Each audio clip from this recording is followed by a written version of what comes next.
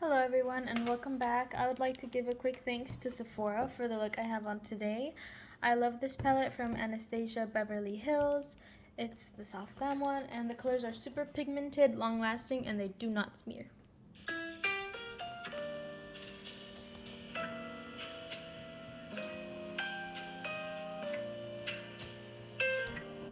Hello, we're back. It's Sarah. Chris.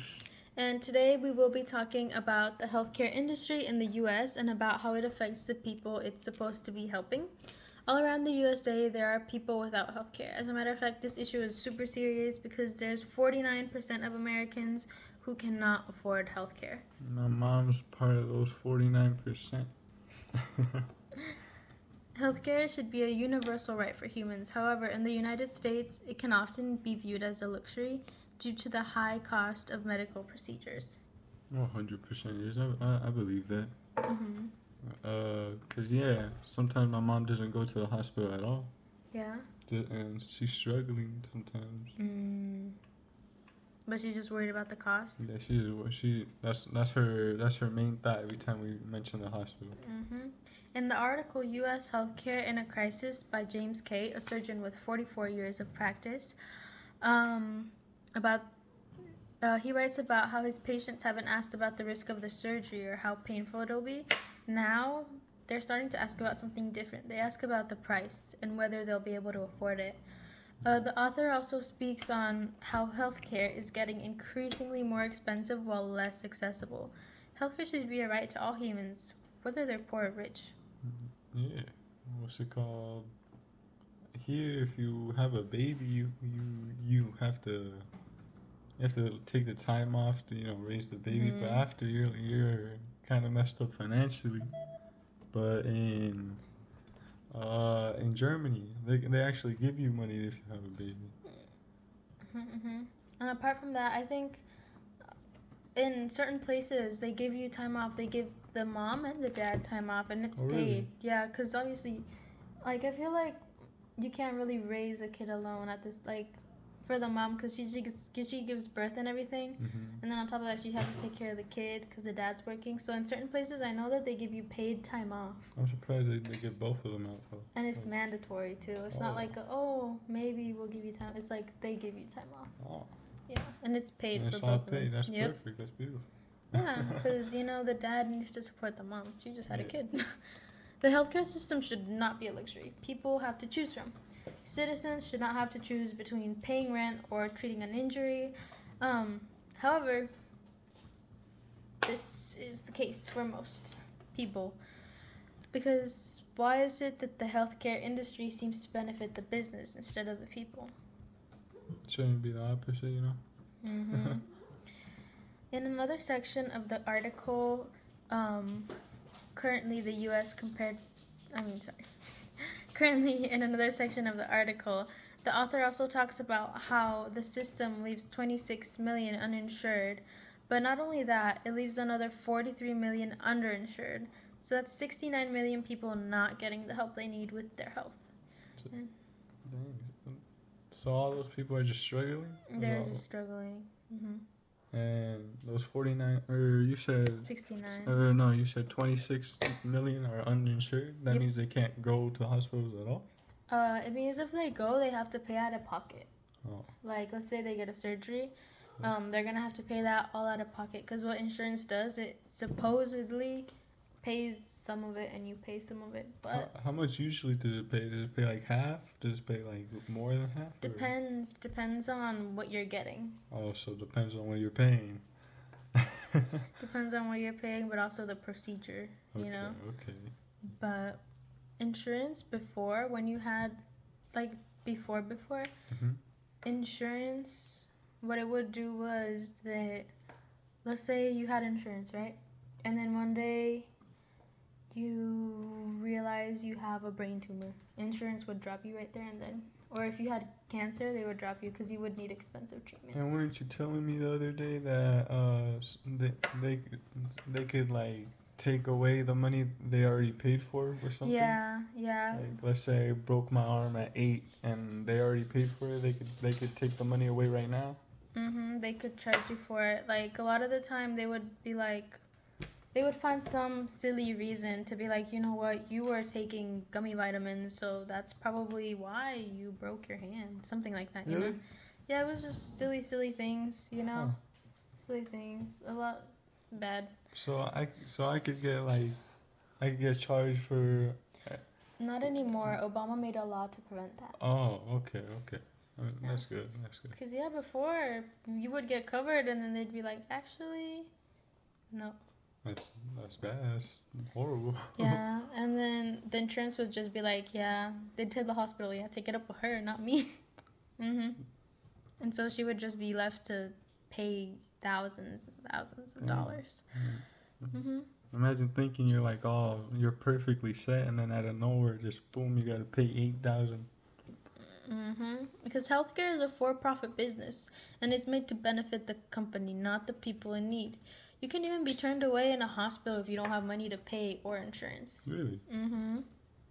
So you could just walk up in there and really hurt, but if you have no insurance, will they say no? So, no, you can't really be turned away. If it's an emergency, you can't be turned away. But you're still gonna be charged afterwards.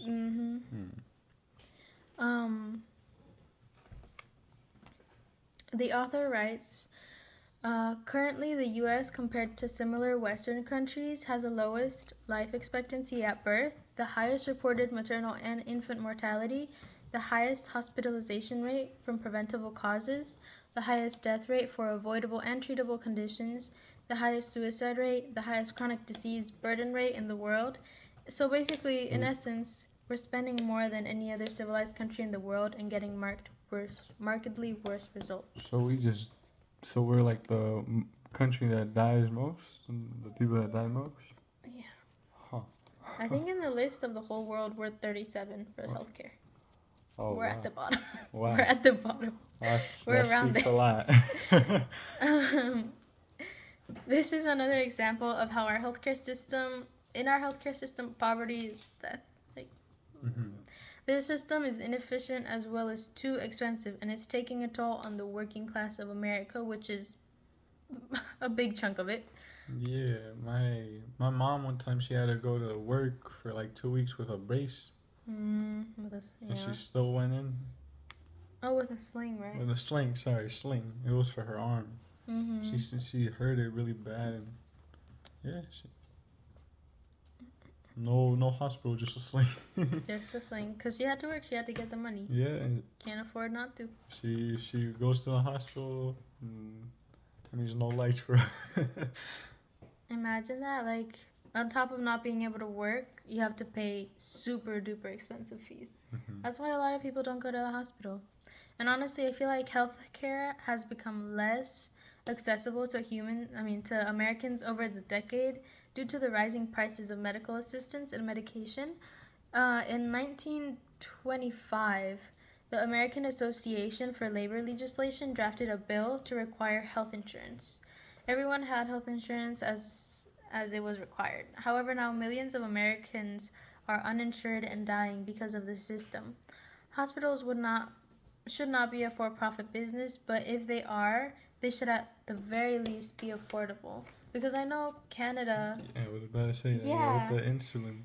Yeah, Canada has a lot of affordable healthcare. Like, a lot of people just pay out of pocket because it's not...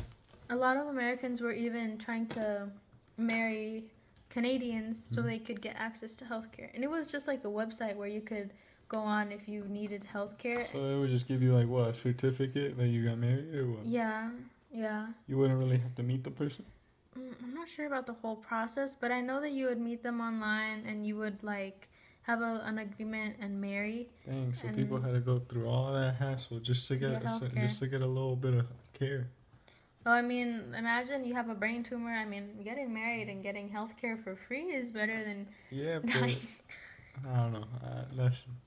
The people shouldn't go through that hassle. It really is crazy. They should just be able to get the help they need. But no, it's all about money. Yep. And in 1987, 13% of the population was uninsured.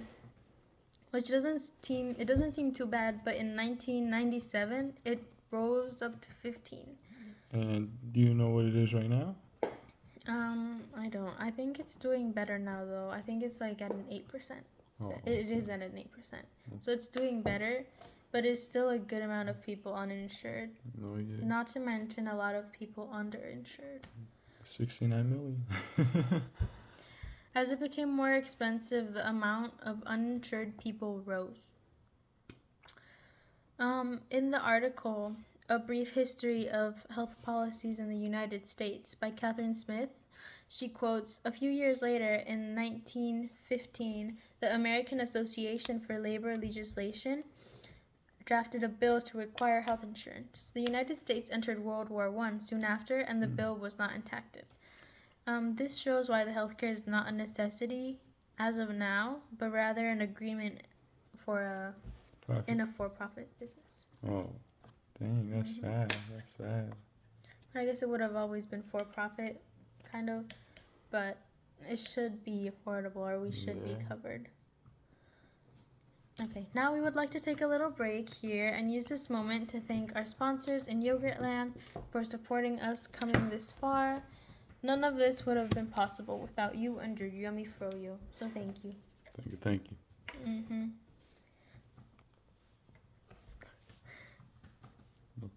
The healthcare system can be fixed, I think, if we lower prices that we're being charged for medicine. In other countries, the healthcare is affordable and it's paid out of wallet most of the time. The doctors get paid a little bit less in those countries. How do you think we could fix that though? Like with the so you're going on that right now? I mean, I feel like just lower the prices of the medicine that's being sold. But like put a limit to it. Like. But what if the medicine is hard to collect, like the chemicals and. So basically, everything is done in the lab. I feel like I don't know. How is it that insulin is $4 somewhere else, but it's $120 here? We're not being charged for. Okay, it's the same thing, you know. And shoot, I forgot what I was gonna say. I forgot.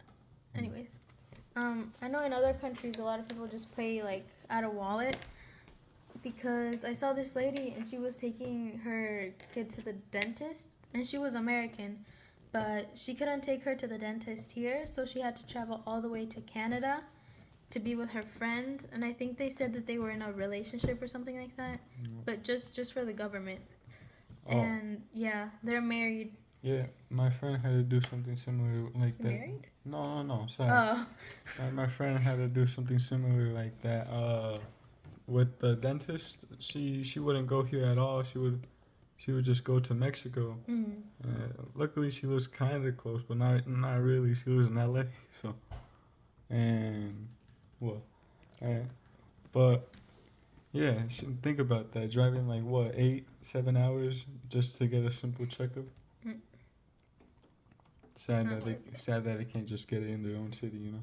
Yeah, Leslie, as a matter of fact, she was telling me the other day that she had a toothache. Or, no, I don't think she had a toothache. Maybe she did, I don't know. But she wanted to get a checkup for the dentist. And they wanted to charge her $4,000 because at the moment she was uninsured, as she just turned 18. She'd been kicked off of her parents' insurance. Oh. Yeah, they wanted to charge her $4,000. And so she had to wait months to get back on the insurance. Yep. And do you know how long she had to wait? She had to wait like 4 months, she said. 5 months. Imagine with the pain. And cavities are annoying. And they grow. Yeah. It's not. They don't just stay in one area. They could attack your whole mouth. But. Lose all your teeth just because you had to wait a little bit. She didn't really have 4,000, you know. Who does at our age? So she had to wait until she could get back on the insurance. Dang. As the healthcare industry gets more expensive, the medicine prescriptions get more expensive along with it. This nation spends about $13,000 per person each year on healthcare. That's double the amount of expenses per person in other countries. So I feel like a good solution would be to lower the prices of drug prescriptions and push for a policy change in healthcare. I feel like if we change how healthcare is run, we can switch it instead of like benefiting the companies and making money for the CEOs. We could make it to benefit the people so we could have a healthy place, you know?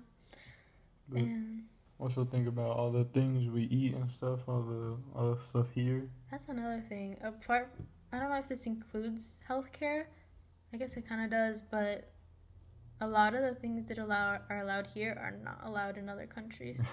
Like a lot of dyes, a lot of like ways foods are processed, they are not allowed in other countries. There must be a reason for that. They're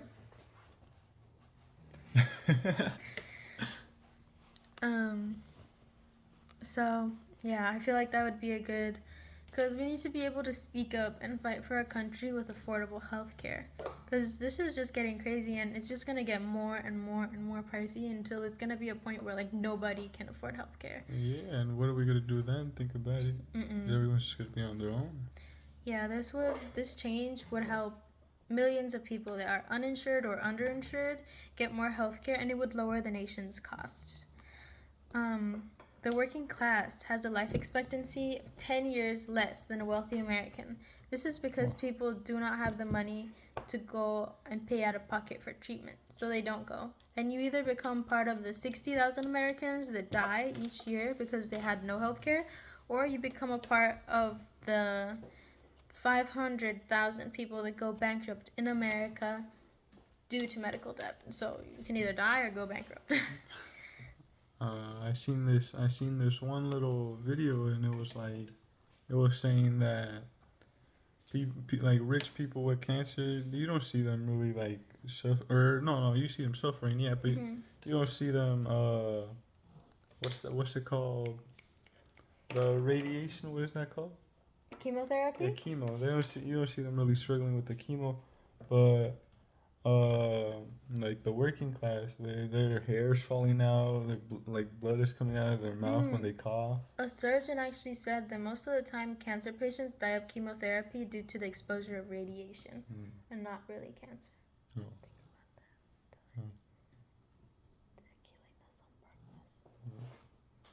I'm saying that's crazy. But anyways, apart from that,